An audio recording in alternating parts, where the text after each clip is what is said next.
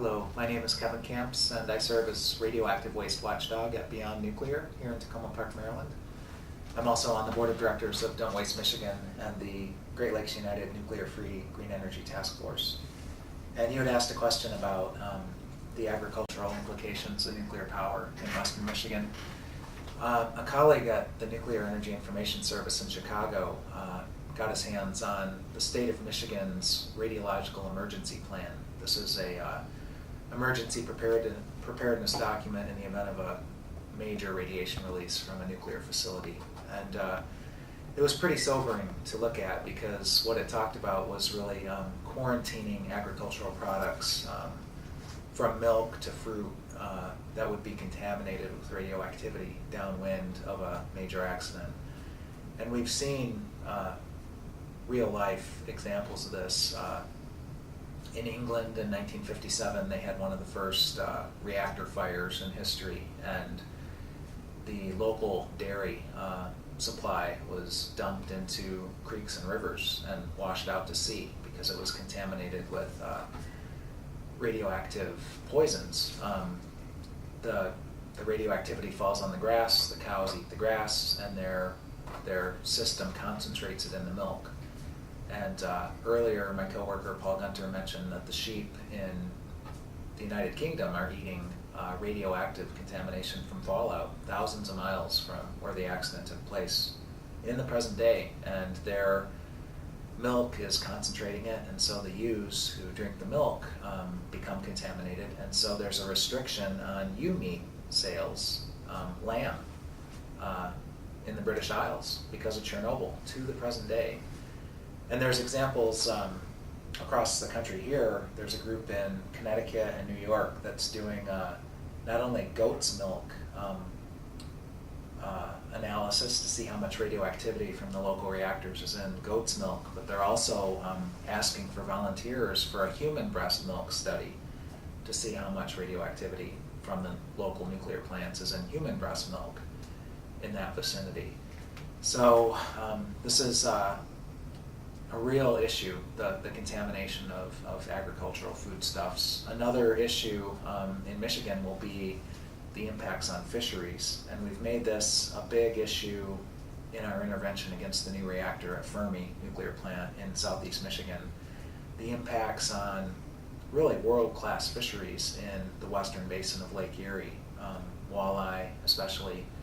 These reactors, especially if they lack cooling towers, and this is true of the Cook nuclear power plant in Bridgman, the twin reactor power plant, no cooling towers. It uses unimaginable amounts of water for cooling purposes on a daily basis. We're talking millions and sometimes even billions of gallons of water on a daily basis, and it's run through the system and it's discharged back out into the Lake Michigan, in this case, superheated. So just the thermal pollution alone that would come from this new reactor at Fermi 3 would be added to the thermal pollution from nuclear plants in Monroe already and Toledo, coal burners.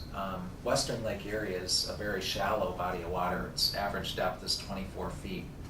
So the thermal impact of all this heat being discharged into the Great Lakes has a significant impact on the life cycles of fish.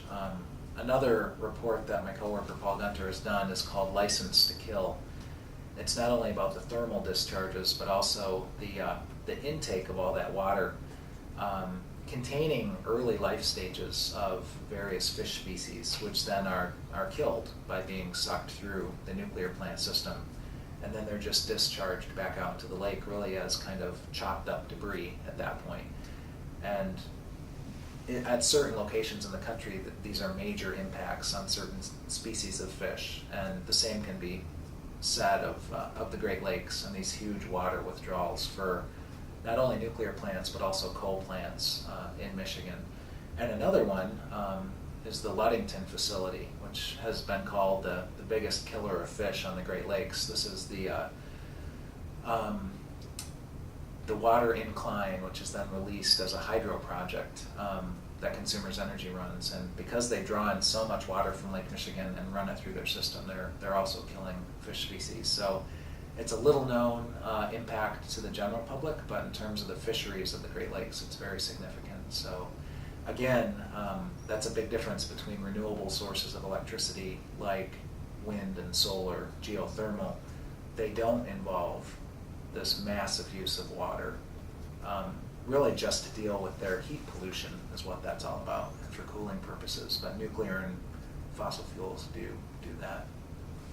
Another issue I wanted to raise specific to Palisades is the issue of its lid, the reactor pressure vessel lid, which is also called the head.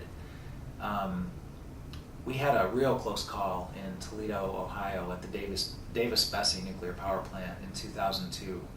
There was a massive corrosion hole through the lid of that reactor due to boric acid from the cooling water in the reactor core leaking out the top of the lid and eating away the metal of the top of the lid.